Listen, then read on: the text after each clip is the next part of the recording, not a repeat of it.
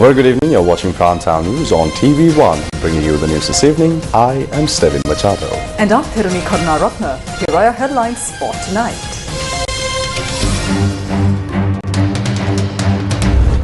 US-Iran peace talks expected in Pakistan this weekend. Will Israeli strikes on Lebanon disrupt Middle East peace efforts? IMF staff-level agreement finalized. 2 tranches, $700 million at once. Why did Sajid skip IMF discussions in Parliament? Is it an issue for the opposition leader to attend Gamman Pillar's book launch? MP Hector questions concerns.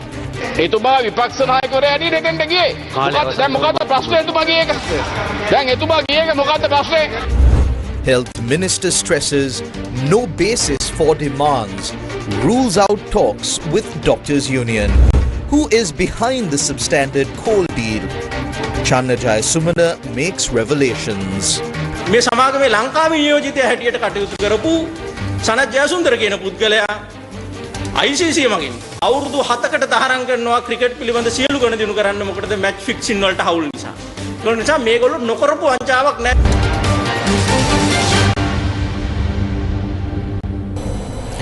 Now on to your top story tonight. IMF staff and Sri Lankan authorities have reached a staff-level agreement on economic policies to conclude the combined 5th and 6th reviews of Sri Lanka's reform program, supported by the International Monetary Fund's Extended Fund Facility. Once the review is approved by the IMF Executive Board, Sri Lanka will gain access to approximately $700 million in financing. An International Monetary Fund mission team led by Evan Papageorgiou visited Sri Lanka from the 26th March to the 9th April 2026 to discuss recent macroeconomic developments and progress in implementing economic and financial policies under the Extended Fund Facility arrangement. At the end of the mission, Papageorgiou held a press conference in Colombo. Let me begin by saying that we are very aware of the difficulties ordinary Sri Lankans face every day with a high cost of fuel, electricity and other everyday necessities. The external shock arising from the conflict in the Middle East is a significant one and one that needs to be handled very carefully. We are closely engaging with the government to understand their policy intentions and accommodate them in the EFF program while maintaining the program's objectives and policy priorities. Likewise, we want to use every opportunity, such as in this press conference, to bring our message directly to the people of this country and to let you know that the EFF is the program of and for the Sri Lankan people. The program aims to create stability, to boost the buffers of the economy and safeguard these gains and help the country grow stronger, sustainably and inclusively over the medium to long term. So the combined review remains subject to approval by IMF management and the executive board. That approval is contingent on key prior actions. These are the restoration of cost recovery pricing for electricity and fuel, but with appropriate clauses and protections for the most vulnerable. And second, the completion of the financing assurances review to confirm the support of from Sri Lanka's financial partners and assess progress on the debt restructuring. Once these conditions are met and after successful completion of the IMF Executive Board meeting, Sri Lanka will gain access to approximately $700 million under the EFF arrangement. The government of Sri Lanka has mentioned that tariff hikes and price hikes are necessary given what's happening elsewhere in the world, especially with the Middle East conflict. Yeah. However, there is little information made public on how the burden of these hikes will not be passed on to the poor and the vulnerable and marginalized groups. Has there been any discussion between the IMF and Sri Lankan authorities on this point? So on the conflict of the Middle East and the impact, I think that's a very, very important issue. We are paying very close attention. We think that it is a significant shock, and it can, depending on how these events play out, the duration and the size of this shock, it could have significant implications for Sri Lanka's growth, for exports, for remittances, and for connectivity and other areas. So we are paying very close attention. We consider this one of the most significant shocks that Sri Lanka has been subject to since the economic crisis. You mentioned on the electricity tariff and on the increase of prices. So it is true that prices have increased where the PUCSL, the electricity regulator, announced an increase in tariffs of 11% on average on March 31st. And we saw yesterday NSO's new submission for additional tariff increase. So the important thing to remember here is that there should be ways to accommodate this, especially for those who can afford it the least. Let me say in general, ensuring that electricity tariffs reflect the true cost of supply is essential for preserving fiscal sustainability and preventing the NSO or the new CEB, in other words, from accumulating losses that could become a burden on the fiscal finances is very, very important. So in general, cost recovery in the electricity sector helps reduce the need for government interventions down the line, which can be very costly and can create a lot of adverse reactions and adverse feedback loops to the entire economy. But at the same time, it also allows for better investment and better predictability in infrastructure that would provide better quality of services. Now, for where we are now and for the specific accommodation of this shock, we have discussed with the authorities the importance of protecting the most vulnerable during this adjustment. The government has has looked into the effect and has committed to providing some support, targeted and temporary support to low-income households, particularly those consuming electricity at low levels, so at the lifeline levels in general. So we think that this approach ensures that all tariff increases do not fall disproportionately on those who can afford it the least, and they can provide some interim or some targeted and short-term support. And that we supported, and we are continuing to discuss with the government. At a time when the world is facing multiple crises, a strong opposition is an essential pillar for any country seeking to move forward. But what is the state of the main opposition in our country today? Opposition leader Sajith Premadasa repeatedly insisted that discussions should be held with the International Monetary Fund to reach a new agreement in relation to Sri Lanka's extended fund facility. අපිට අවශ්‍ය IMF එකෙන් ප්‍රශංසා නෙවෙයි. අපිට අවශ්‍ය ජනාධිපතිවරයා ප්‍රමුඛ රජය කොන්ද කෙලින් තියාගෙන IMF එකත් එක්ක සාකච්ඡා කරලා දිත්වා තුල උද්ගත වී තිබුණු තත්ත්වයක් මැද පෙරදිග තත්ත්වයක් පාදක කරගෙන අලුත් IMF ගිවිසුමකට යන්නට කරුණා කරලා කටයුතු කරන්නයි කියන යෝජනාව. Although the opposition leader has made these statements, he did not attend the meeting with the International Monetary Fund delegation that was arranged in Parliament on the 2nd of April.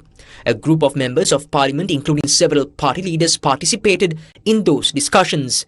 The absence of opposition leader Sajith Premadasa, who also leads the main opposition party Samagi Jana Balawegaya, was raised by journalists at a media briefing held today, where questions were directed at the head of the IMF delegation regarding the matter.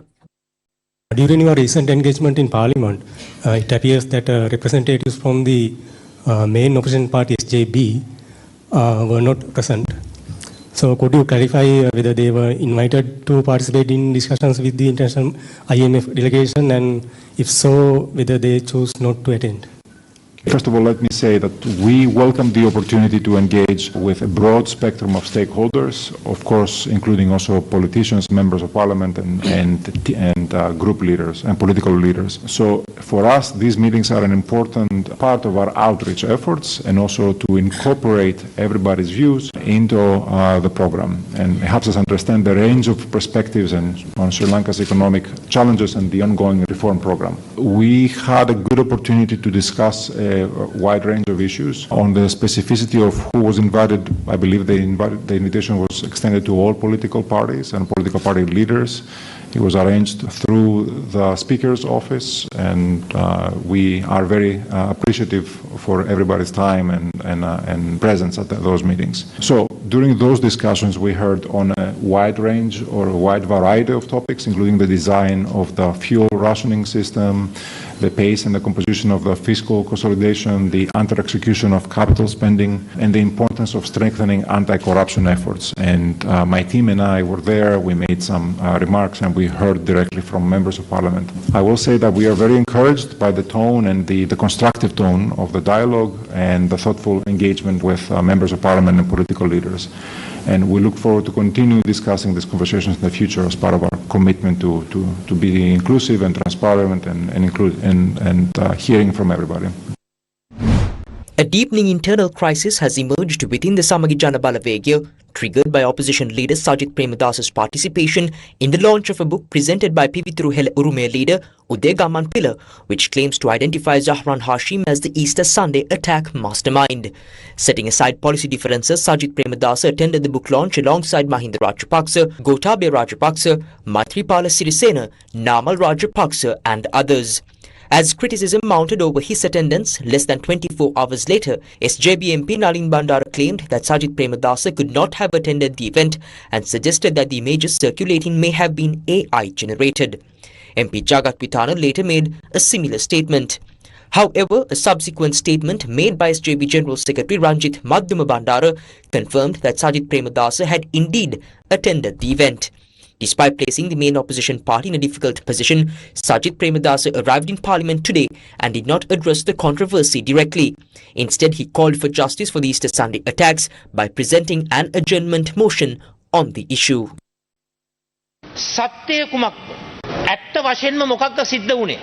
What is the truth? What really happened? Who was behind this terrorist attack? Who was the mastermind? Where is the mastermind? There is a telephone connection that communicated most frequently with Zahran, identified through an IP address. Who owns this IP address? Who owns this phone? Some say it belongs to individuals within the intelligence services. We need to know the truth. We have been told not to investigate, saying this is a sensitive matter. We must determine what is true and what is not for revenge, but transparently without political interference. All those responsible for this heinous terrorist act must be given the maximum punishment available under the law. For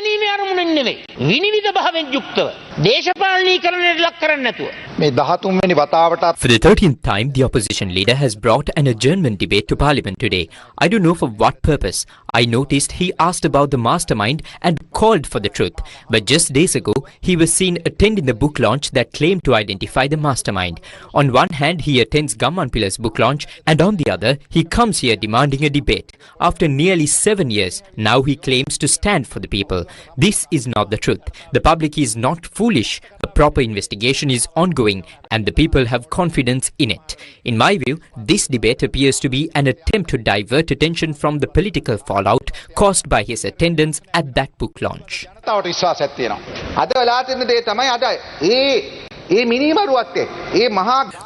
is Sajith Premadasa sitting together with murderers and mass killers, along with members of his party. Shani Abesekara and Ravi Senaviratna were repeatedly ridiculed by members of the SJB. They have started to serve the interest of the murderers. Where should an opposition leader stand today? At the time of this massive crime, he was a senior leader in that government. As opposition leader today, he is also politically responsible, both for failing to prevent the crime and for failing to ensure justice afterward. Uday Gamanpila is a known figure associated with the camp of those responsible. He does not hide it. He has defended suspects like Pillayan and served the Rajapaksas openly. What message is sent when Sajith Premadasa attends Gamanpila's book launch? The message is that Gamanpila is right. That is exactly the message being conveyed. Gammanpila රාජපක්ෂක ඕන දෙයක් වෙනින් ඉදිරිපත් වෙනවා. ඒ ගම්මන්පිලගේ පොත බලන්න යනවා සජිත් ප්‍රේමදාස. මොකක්ද එකෙන් දෙන්න හදින පණිවිඩේ? සමාජ විරෝධයක් ආව නැත්නම් මොකක්ද දෙන පණිවිඩේ? දෙන පණිවිඩේ තමයි ගම්මන්පිල කියන එක හරි. ඒකනේ ඒක කියන්නේ. Meanwhile, SJB MP Hector Puhami today once again defended Sajith Premadasa's actions. The opposition leader attended the book launch. So what is this problem? Why is that an issue? You have power in your hands. If you know who the mastermind is, go and find him. Do not expect anyone to accept Zahran as the sole mastermind.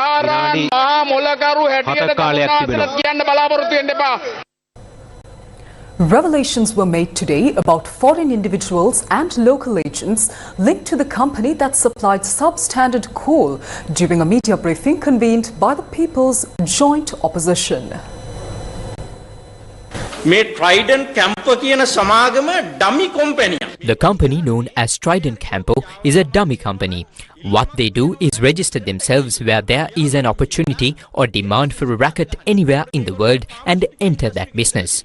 They have been involved in the pharmaceutical industry, the mineral sand business, the rice trade and even liquor distillation. There is hardly any type of business activity they have not engaged in. Beyond that, this company has also been linked to match fixing in cricket. Around 2014 or 15, this company was already mentioned in audit reports in Sri Lanka for violating tender procedures by claiming it would supply rice to Lanka Satosa. The owner of this company is identified as an Indian national named Sarachandra Reddy. He was arrested by Indian police in 2022 in connection with a liquor excise fraud in Delhi after being caught running an illegal liquor operation. This is the nature of the company. The local representative of this company in Sri Lanka, a person named Sanath Jayasundara, was banned by the International Cricket Council for 7 years from all cricket-related activities due to involvement in match fixing. Because of individuals like these, there is hardly any fraud this company has not been involved in previously. Moreover, this company has never supplied coal to any other country in the world before. ඒ වගේම තමයි ලෝකේ වෙන කිසිම රටකට මේගොල්ලෝ ගල් අඟුරු දීලා නැහැ මීට ඉස්සෙල්ලා.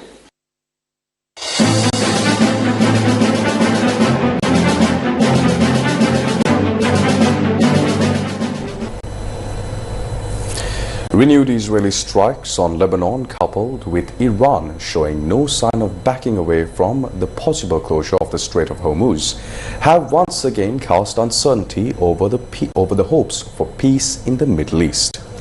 An Israeli airstrike carried out yesterday on Lebanon's capital Beirut reportedly killed Ali Youssef Harshi, the secretary and nephew of the leader of the Lebanese group Hezbollah.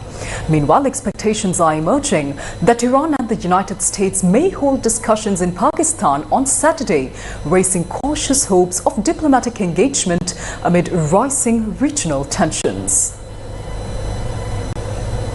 Iranian President Masoud Pezeshkian has strongly condemned Israel's recent military actions in Lebanon, calling them a violation of an existing ceasefire agreement. In a post on social media, Pezeshkian said, quote, Israel's renewed incursion into Lebanon is a blatant violation of the initial ceasefire agreement. This is a dangerous sign of deception and lack of commitment to potential agreements.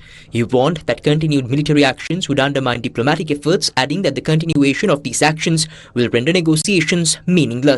The Iranian president also issued a strong warning of support for Lebanon, stating, quote, our fingers remain on the trigger. Iran will never abandon its Lebanese sisters and brothers. Unquote. US President Donald Trump, writing on social media, says that all US ships, aircraft and military personnel will remain in place around Iran until the real agreement on a ceasefire is fully complied with, warning of more conflict otherwise.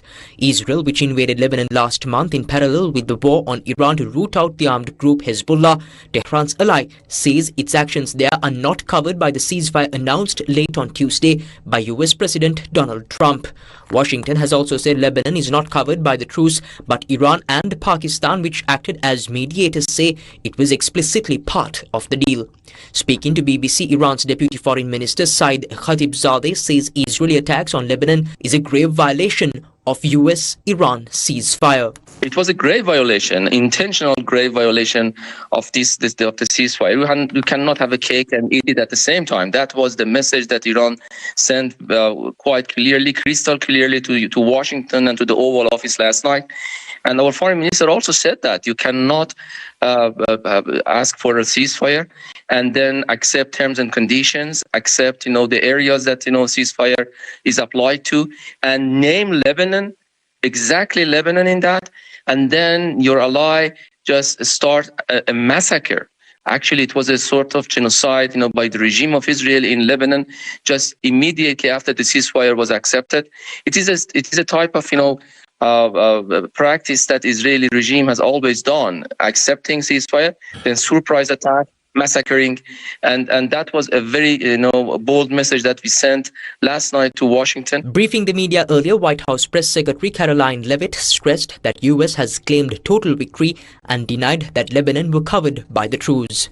With respect to the 2-week ceasefire announced by President Trump last night, this is a victory for the United States of America that the president and our incredible military made happen. From the very beginning of Operation Epic Fury, President Trump stated this would be a 4 to 6 week military operation to dismantle the military threat posed by the radical Islamic Iranian regime. I've seen a lot of inaccurate coverage today from the media about these negotiations and these plans already. So let me be clear and correct the record. The Iranians originally put forward a 10-point plan that was fundamentally unserious, unacceptable, and completely discarded. It was literally thrown in the garbage by President Trump and his negotiating team. Danny. Thanks, Karen. Would President Trump like to see Lebanon included in this peace deal? As you know, there have been increased Israeli strikes on Lebanon today with dozens of casualties there. Sure. Lebanon is not part of the ceasefire. That has been relayed to all parties involved in the ceasefire. As you know, Prime Minister Netanyahu put out a statement last night in support of the ceasefire, in support of the United States' efforts, and he's also assured the president they'll continue to be a helpful partner throughout the course of the next 2 weeks. The Israeli military said on Thursday it had killed the nephew of Hezbollah Secretary General Naim Qassem, who had served as his personal secretary and had struck river crossings used by the group overnight. Lebanese state media said Israel struck Beirut's southern suburbs just before midnight and at dawn and hit towns across the south on Thursday morning. Lebanon has declared a day of mourning after a wave of Israeli attacks killed at least 254 people and injured more than 1,165 in a single day on Wednesday. US Vice President J.D. Vance said he believes Iran misunderstood that Lebanon would be included and that they are seeing signs the Strait of Hormuz is reopening. I think this comes from a legitimate misunderstanding. I think the Iranians thought that the ceasefire included Lebanon, and it just didn't. We never made that promise. We never indicated that was going to be the case. What we said is that the ceasefire would be focused on Iran, and the ceasefire would be focused on America's allies, both Israel and the Gulf Arab states. Meanwhile, Israeli Prime Minister Benjamin Netanyahu also stressed that the objectives of Israel is yet to be completed. מדינת ישראל השיגה הישגים אדירים, הישגים שעד לא מזמן היו נראים דמיוניים לגמרי.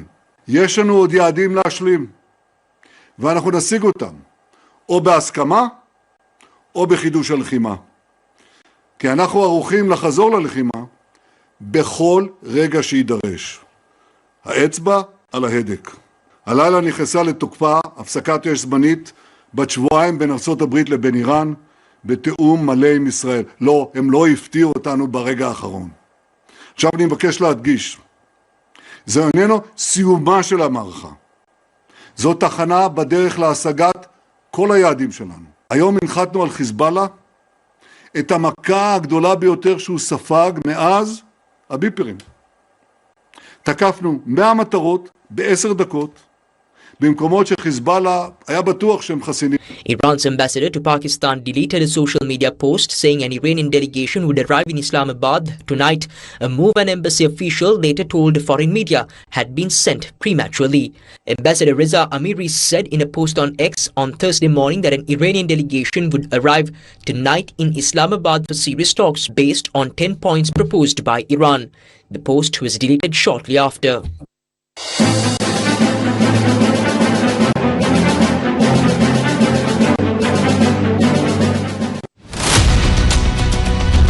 Move forward, Sri Lanka. The National New Rice Festival, or the Alutsahal Mangalya, was held this morning at the sacred Jayasri Mahabodhi in Anuradhapura. The event took place under the patronage of President Anurukumara Dissanayake. The theme of the 59th National New Rice Festival, or the Alutsahal Mangalya this year, was joining hands in the fields to build a nation secured by food. The ceremony was organized by the Ministry of Agriculture and the Department of Agrarian Services under the guidance of the Atamasthana-Adipati Venerable Pallegama Hemaratana Nayaka Thera. During the event, the first portion of newly harvested rice from the Maha season, known as the Noindul Sahal, was ceremonially offered to the Jayasri Mahabodhi. In keeping with tradition, the indigenous community also carried out the customary offering of bee honey to the Jayasri Mahabodhi as part of the New Rice Festival. The President also took the opportunity to acknowledge and appreciate the contribution of the farming community. Addressing the gathering, President Anurukumara Dissanayake emphasized the need to rehabilitate the country's large-scale and small-scale tank systems. With the onset of October, we receive heavy rainfall. If this rainfall is properly captured in our reservoirs, it ensures sufficient water for the Maha season. However, many of our tanks or wavers, from major reservoirs to small village tanks, have been encroached upon and damaged by powerful and wealthy interests. The tank reservations have been destroyed and filled with silt. Our culture did not view irrigation as isolated tanks, but as an interconnected cascade system. Water flows from one tank to the paddy fields through canals, then into drainage channels, feeding the next tank. This is how our irrigation system was built, as large interconnected cascade networks. Today, much is spoken about sustainable development, but our tank systems themselves represent one of the most sustainable development models. Therefore, we must rehabilitate our small and medium-scale tank systems. There may be resistance and challenges, but as a nation, we must commit to safeguarding this invaluable system. These tanks must be preserved and passed on safely to future generations. තිරසර සංවර්ධනයේ තියෙන ඉතාමත් මහඟු මෙවලම වන මේ වැව් පද්ධතිය අපි ආරක්ෂා කරගන්න ඕන. මේ වැව් ටික අපි අනාගත පරම්පරාවට ආරක්ෂා කරලා දෙන්න. Following this, the traditional silver coin offering, Pirikara Puja, was ceremonially presented to the Jayasri Mahabodhi. Minister of Health Dr. Nalinda Jayatissa told Parliament today that the strike being carried out at hospitals by a small group for political purposes has no justification. The minister emphasized that no further discussions will be held regarding post-internship appointments. Last Tuesday, on the 31st of March, this group of doctors summoned others to Colombo and issued threats at the GMO headquarters, warning them not to accept appointments. They stated that those who accept appointments would be dealt with. Thereafter, they continued to issue threats publicly through the media, urging doctors not to take up appointments. In reality, only one person completed internship and entered the RHO period without applying. While out of 453 eligible doctors, 420 have submitted applications. Therefore, there is absolutely no basis for this strike. Once doctors complete their internship and accept a government appointment, their salaries are processed at the new workplace from the day they report to duty. Those who do not report apply for release, have their service suspended and salaries stopped. This is the standard procedure. Using this issue as a basis for a strike, when doctors are free to enter government service and thereby inconveniencing patients, is completely unjustifiable. There is a different political agenda behind this. Now, at the point when these doctors are ready to accept appointments, another 48-hour strike is being called. When it comes to salary increases or allowances, all doctors accept those decisions. However, the Establishment Code does not grant trade unions any authority over transfer or appointment boards. I urge this small group not to continue a strike driven by political motives. In any case, if they continue to conduct themselves in this manner, I will not engage in further discussions. The issue concerning post-internship appointments is closed. If there are other issues beyond this, those can be discussed. But if this behavior continues, discussions serve no purpose. Therefore, no discussions will be extended to the GMOA.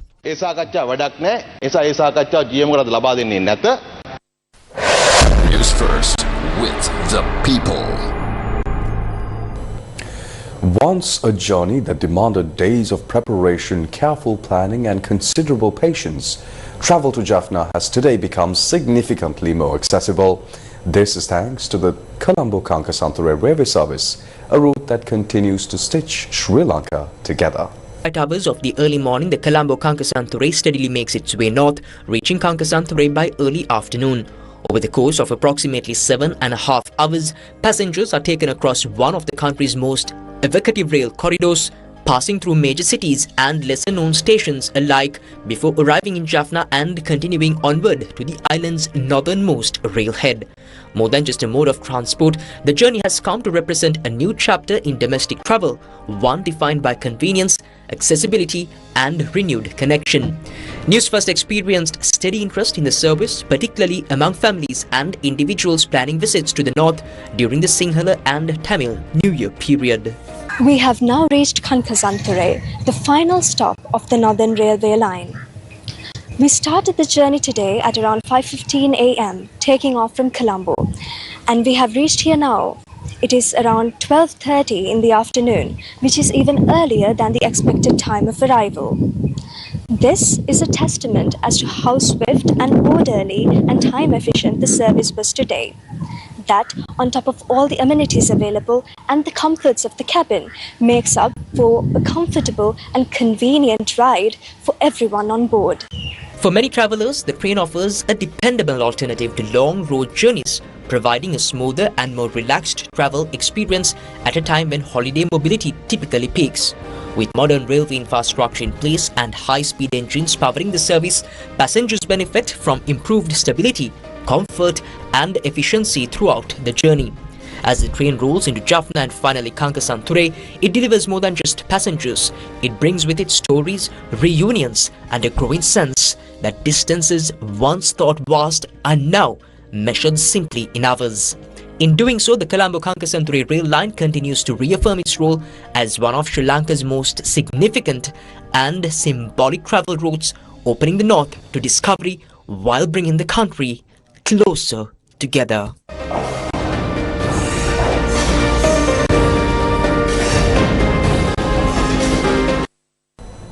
Sri Lanka Cricket informed the Colombo District Court today that they will file objections against the case filed by cricketer Nuwan Tushara. Tushara's legal action seeks a mandatory interim order compelling SLC to grant him permission to participate in international franchise tournaments, including the 2026 Indian Premier League or IPL. Sri Lankan fast bowler Nuwan Tushara filed a lawsuit at the Colombo District Court on the 2nd of April seeking an order to compel cricket authorities to grant him permission to participate in the 2026 Indian Premier League. Sri Lanka Cricket President Shammi Selva, Secretary Bandula Disanayake, Treasurer Sujiva Godeliabba and CEO Ashley De Silva were named as respondents in the case. The plaintiff, Nuwan Tushara, alleged that his contract with Sri Lanka Cricket ended in March of this year and he does not intend to enter into a future contract with the board as he expects to retire from international cricket. He also alleged that although he requested a no objection certificate from Sri Lanka Cricket to participate in the 2026 IPL tournament, the institution rejected the request. Senior instructing attorney Gigi Arul Pragasam appeared for Nuwan Tushara, while President's Counsel Upul Kumara Peruma appeared for Sri Lanka Cricket. After considering the submissions, the District Court judge scheduled the case to be called on the 23rd of April for the filing of objections.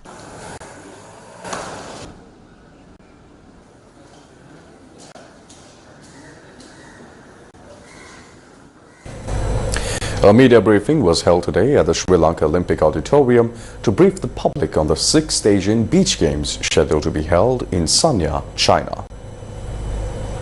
The media briefing was attended by Vice President of the National Olympic Committee Nilu Jatilaka, the head of the Sri Lankan contingent to the upcoming Asian Beach Games Samit Thirina, Director General of Sports S. Achudan and several other officials. 109 members consisting of 77 athletes and the rest being officials going from Sri Lanka. And this is fully supported by the Ministry of Sports along with the National Olympic Committee to collaborate and send the best contingent to the beach games, which is far becoming popular big game for Asian sports.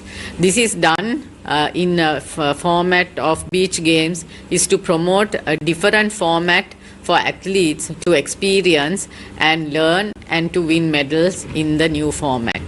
So we have traditionally the Asian Games, Commonwealth Games, Olympics. These are new formats of big games that are coming up to encourage and to give a different experience for the athletes to compete.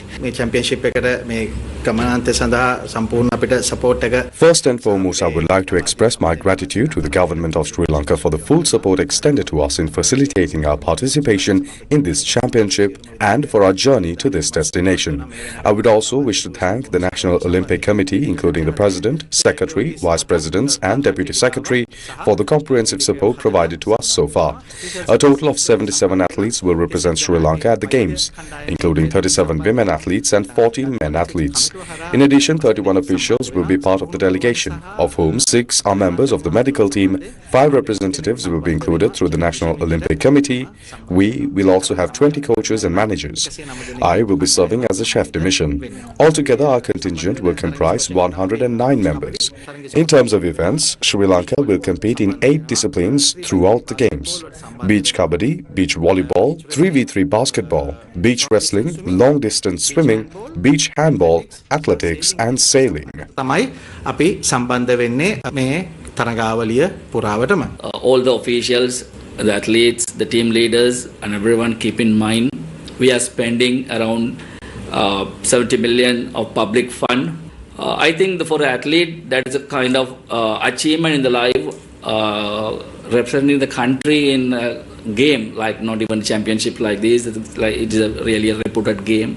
So representing the country in the game is kind of achievement in your life. That is a more than expectation actually. So I'm really proud of you all, and I have confident definitely you will show our colors. And also please keep in mind, you all are not just athlete, you all are not an official, you all are not only the coaches, you all are the ambassadors of this country. And with that, we wrap up Primetime News for tonight. Thank you for joining us. Good night.